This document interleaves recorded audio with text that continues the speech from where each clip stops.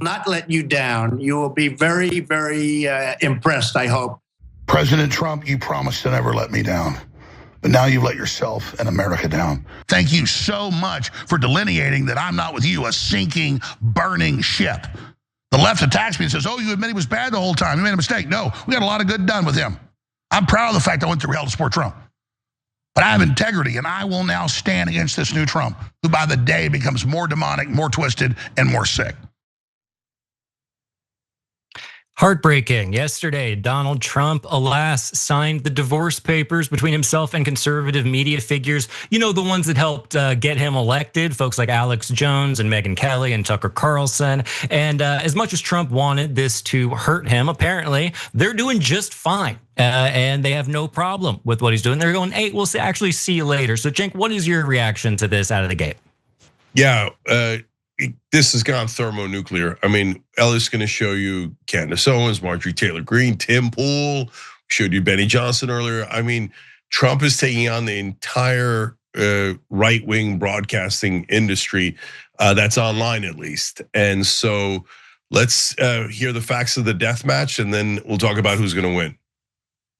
Yeah, pop your popcorn. So in a very long-winded rant yesterday, Trump took aim specifically at Tucker Carlson, Alex Jones, Candace Owens, and Megyn Kelly. So we already gave you Tucker Carlson's reaction, but the others on that list and other prominent MAGA figures, some of whom wear beanies, have also responded, and not positively at all.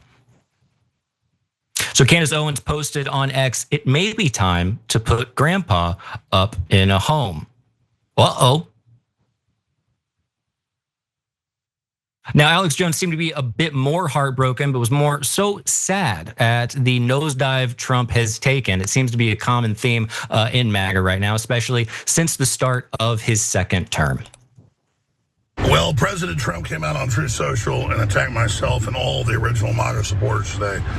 And I'm just so sad that whatever's happened to him has totally changed the man he once was, because he did so much good.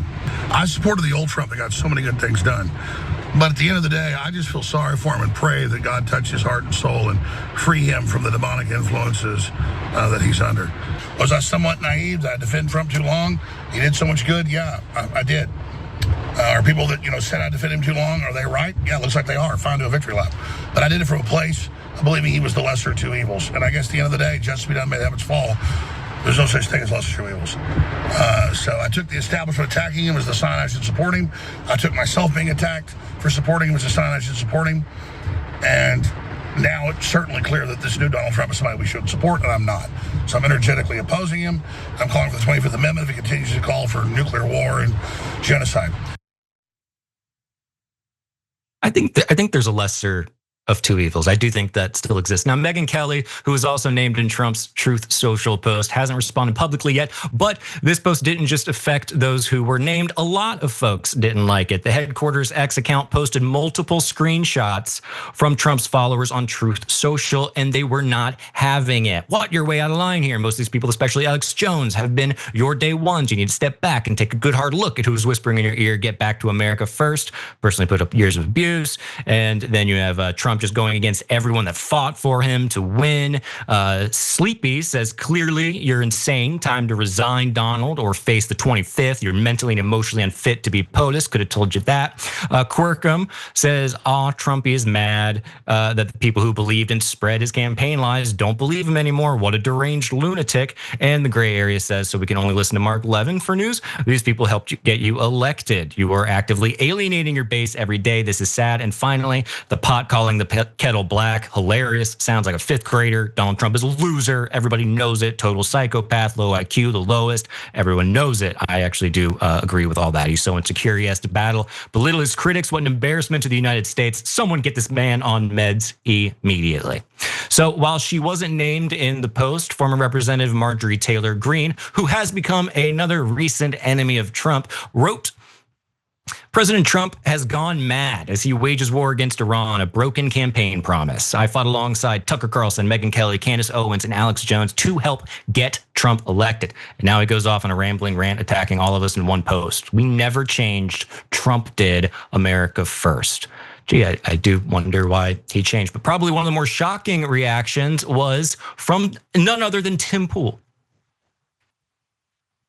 That does it. I am done. That was the last straw. I'm so angry. I don't really know if he read it exactly like that, but I like to think he did. So Tim Pool is upset, and when Tim Pool is upset, everybody listens. So Cenk, what do you make of all of this? Yeah, so if you've lost Tim Pool, you've probably lost your whole base. But on TV, I hear he hasn't lost a single voter. I mean, look at all those guys. Those are MAGA of MAGA, right? And it's ranging from like leaning right to like off the cliff right, right? So now Alex Jones is calling him demonic. Tucker Carlson saying he's a slave. So I mean, this is as over the top as it gets, and so media, in my opinion, determines everything. And so I think Donald Trump is in a gigantic trouble. I know that, again, there's people who believe that he hasn't lost anybody, and it's mental. It's totally mental. So this is going to pulverize his ratings, because Elliot, what kept his popularity from cratering past, like, now he wavers between 33% and 40%, but I thought 33% was kind of almost an unbreakable barrier. But I think it's going to be broken, and I think he's going to get into the 20s, because Democrats he'd lost from day one, and he's lost all the independents already with his maniacal actions, including the ones that voted for him. But now he's going to eat into his own base, which it seemed was impenetrable. But there, you just saw it with your own eyes. It has been penetrated, and he's the one who did it. He's the one who screwed them, and now you know these guys. You think that all these guys on the right are just going to lay down and go, "Oh, okay." Look, to be fair, sometimes they have. A lot of times they have, right? But this is a bridge too far with them. I mean, they're talking about the 25th Amendment. I don't know if they're going to go to shoptyt.com and start buying this, but so that's our latest shirt.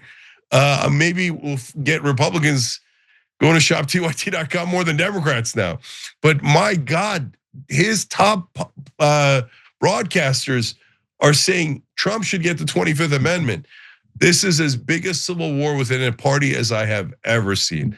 So I think the podcasters are going to win, and Trump is going to lose. What do you think, Elliot? I really hope you're right about at least the base and that 33% mark. I do wonder if there's like a sunk cost fallacy where they're just gonna absolutely, like, some people are just too far in. And I know we've been throwing around a lot of gambling metaphors, but that's one where I think that they've just like invested too much at this point, and there's too much social capital in their support of Trump. But I do think that there is room for it to go down at least a little bit. As for the podcasters, yeah, I think they're gonna come out on top. These are media savvy people, and Trump used to be a media savvy person, and I don't think he is anymore. I think he's lost a little bit of his magic touch. But is that wishful thinking? I guess we'll see. Yeah, and so, by the way, part of the reason why they're reacting this way to Trump is not because they're angels, but because their own audience is telling them, if you don't come out against the Iran war, if you seem like you're kissing Israel's ass, then we're gonna hate you and we're gonna leave you. And the idea of losing their audience is the one thing that they're more afraid of than Donald Trump.